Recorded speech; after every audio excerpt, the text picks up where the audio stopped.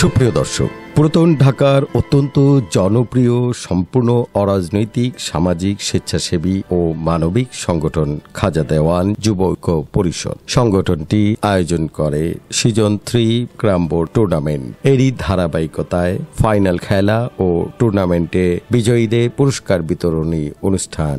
অংশগ্রহণকারীদের মধ্যে দেয়া হয় আকর্ষণীয় ক্রেস্ট ও নগদ অর্থ। প্রিয় দর্শক, আজকের এই অনুষ্ঠানে প্রধান অতিথি হিসেবে উপস্থিত হন ঢাকা দক্ষিণ সিটি কর্পোরেশনের অধীনে 28 নং ওয়ার্ডের সাবেক সফল কাউন্সিলর হাজী আনোয়ার পারভেজ বাদল এবং বিশেষ অতিথি হিসেবে উপস্থিত হন খাজা দেওয়ান যুব ঐক্য পরিষদের উপদেষ্টা হাজী মোহাম্মদ আলী আহমেদ।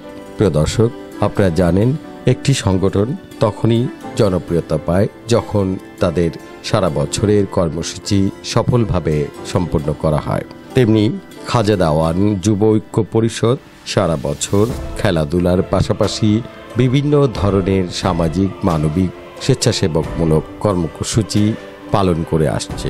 এরই ধারাবাহিকতায় আজ অনুষ্ঠিত হল যুবকদের সিজন 3 ক্যারাম বোর্ড প্রতিযোগিতার পুরস্কার বিতরণী ও নগদ অর্থ বিতরণ, সেই সাথে নৈশভোজের আয়োজন। অত্যন্ত সফলভাবে সম্পূর্ণ হলো সিজন 3 ক্যারাম বোর্ড প্রতিযোগিতার পুরস্কার বিতরণী ও নৈশভোজের আনুষ্ঠানিকতা। অনুষ্ঠানে প্রধান অতিথি সহ বিভিন্ন বক্তারা তাদের অভিমত ব্যক্ত করেন। প্রিয় দর্শক, আসুন আমরা বক্তাদের অভিমত শুনি।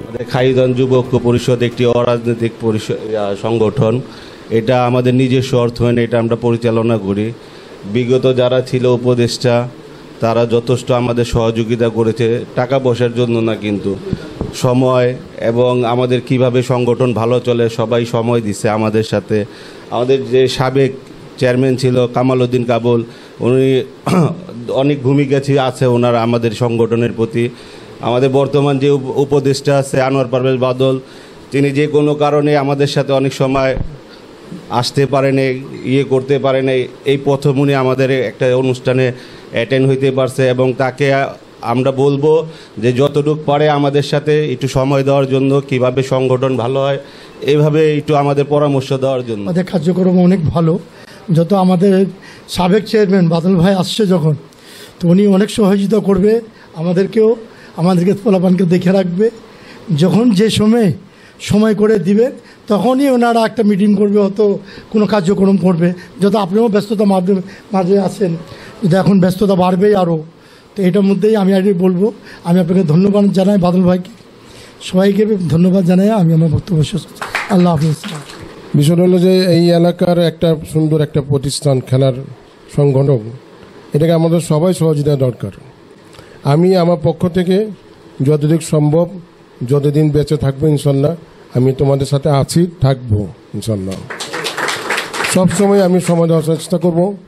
আজকে আমি অনেকই ব্যস্ত ছিলাম, যেহেতু পারভেজ বলছে যে না এখানে আসতেই হবে, আমি এরপরও এই কাজটাকে প্রাধান্য দিয়ে অন্য একটা প্রোগ্রাম ক্যান্সেল করা হয়েছে।